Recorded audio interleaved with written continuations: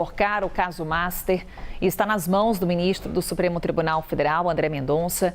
A definição sobre o futuro, o destino do ex-banqueiro, depois que a Procuradoria-Geral da República seguiu o entendimento da Polícia Federal e rejeitou a segunda proposta de delação premiada de Vorcaro. Vamos então falar com o Theo Cury, nosso analista sobre esse assunto, trazendo uma série de apurações sobre caso Master. Tudo bom, Theo? Mais uma vez, bom dia para você. Tudo bem, Carol. Bom dia para você e para quem está com a gente. Ontem a gente estava aqui no Novo Dia falando sobre essa expectativa de uma definição da Procuradoria-Geral da República com relação a essa proposta de delação premiada de Daniel Vorcaro. Veio a rejeição, assim como Polícia Federal também rejeitou o que foi apresentado até aqui pela defesa do ex-banqueiro, Theo. PGR também se manifesta contra a prisão domiciliar de Daniel Vorcaro. Para começar, por que essa rejeição da Procuradoria-Geral da República? O que a gente sabe sobre o parecer de Paulo Gonet sobre essa proposta de delação premiada? Vamos lá, está tudo em sigilo, mas a gente conseguiu apurar o que justificou essa rejeição por parte da Procuradoria-Geral da República. Primeira rejeição da PGR, a Polícia Federal já rejeitou 2 vezes, porque entre a primeira e a segunda rejeição pela Polícia Federal, a Procuradoria continuou negociando e dando continuidade às tratativas das negociações com a defesa do Daniel Vorcaro. Ainda havia uma esperança na Procuradoria a despeito das resistências que os procuradores vinham demonstrando e expressando ao longo de todo esse período. A PGR não mudou de entendimento desde o começo. A gente via trazendo as resistências da Procuradoria e todas elas foram expressas nessa resposta dada ao ministro André Mendonça ontem e também aos advogados do Daniel Vorcaro. E vai na mesma linha do que disse a Polícia Federal. Tudo obviamente nos bastidores, porque não foram tornadas públicas essas rejeições, as decisões tanto da PF, a primeira e a segunda, e a da Procuradoria-Geral da República, para rejeitar essa proposta de delação do Daniel Vorcaro. Mas, em linhas gerais, a Procuradoria-Geral diz que há muito ouvir dizer nessa delação, ou seja, não há uma voluntariedade por parte do Daniel Vorcaro de falar, eu fiz isso, tal pessoa fez aquilo. Ele atribui a terceiros, ele não admite culpa em nenhum momento. E até mesmo apresentação de provas, Theo, nesse caso. Sem dúvida, não há nenhum ineditismo, não há novos elementos de acordo com o Procurador-Geral da República nesse documento enviado ao ministro André Mendonça e também comunicado aos advogados do Daniel Vorcaro. E também não há nenhuma garantia, não foi dada nenhuma garantia pelo Daniel Vorcaro de que ele consegue ressarcir os cofres públicos pelo esquema causado nos cofres públicos pelo esquema capitaneado, comandado por ele de fraudes fiscais do Banco Master.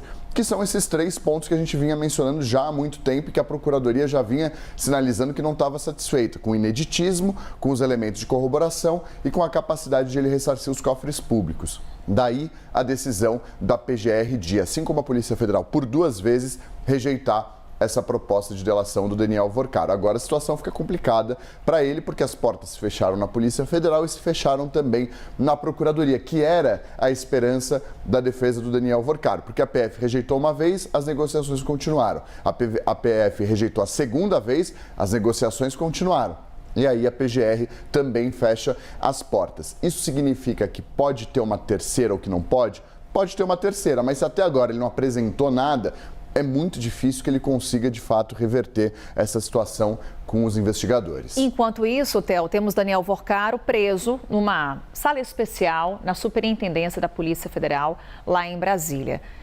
Essa transferência para a Superintendência da Polícia Federal aconteceu em meio às tratativas desse acordo de delação premiada.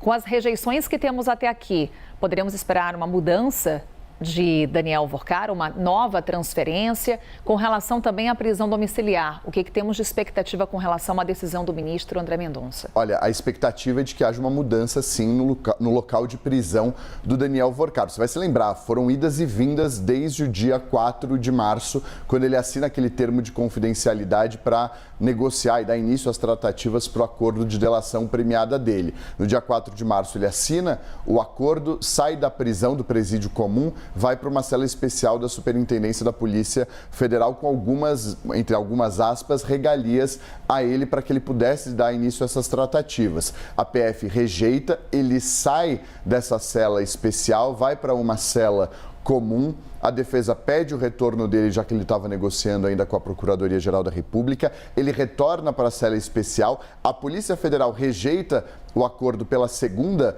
vez e a PF fala, agora que a gente rejeitou, é hora dele sair da superintendência da Polícia Federal. E aí, a Procuradoria, ao rejeitar, também diz ser contrário a um pedido feito pela defesa de que ele cumprisse a prisão preventiva em prisão domiciliar.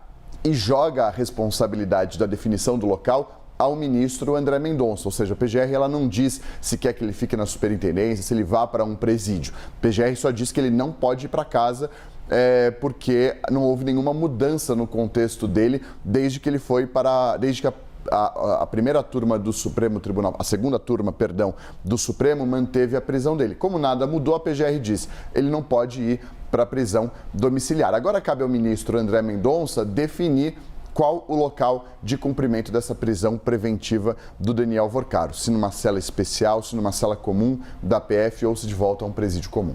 Theo Cury, vamos falar mais sobre esse assunto ainda hoje com o Theo, trazendo mais apurações aqui pra gente, também outros destaques. Até já, Theo. Até.